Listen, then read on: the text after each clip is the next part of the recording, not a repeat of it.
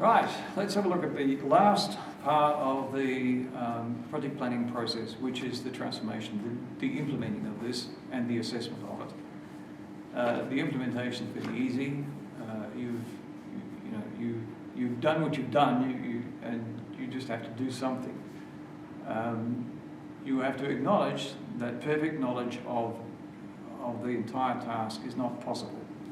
So you're going to launch in the face of a whole lot of unknowns.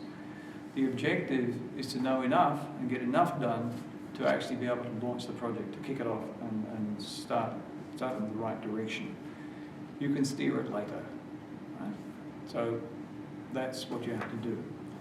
Now, in terms of assessment, it's much more interesting, because assessment is, well, how do you gain confidence that no major task remains undiscovered? Okay? You've got your task backlog, you've got things, and the horror is when you think, oh, we overlooked this. Well,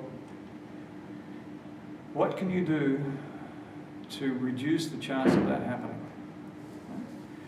How do you gain confidence in your estimates? It's very disconcerting when you've estimated your tasks in a particular way, and you find they're not working like that at all, because they put your schedule right off and does all sorts of horrible things. So how are you going to gain confidence in your estimates or re-estimate things? How do you know what you need to discover and learn? Okay?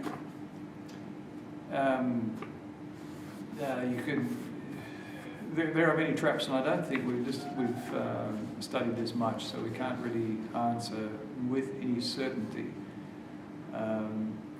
How do you know what you don't know? And how do you there are unknown unknowns, and the problem is, how are you going to discover these? And, well, we don't know, but you do what you can. How do you gain confidence that no significant risk remains undiscovered?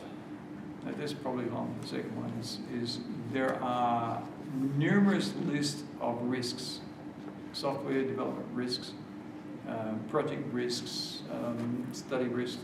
There are lists around the place, and you could do a lot worse than to go and check on them and say, well, what's the top 10? Have we covered the top 10? Does the team think they will achieve the project's objectives by following this plan? This is probably a fairly good test. If the team is willing to accept that your current intended action, whether that's a complete project schedule or simply a backlog and a collection of first tasks, if the team thinks that's enough, that they can get working and do something productive, you've probably done enough planning, and now it's time to start work.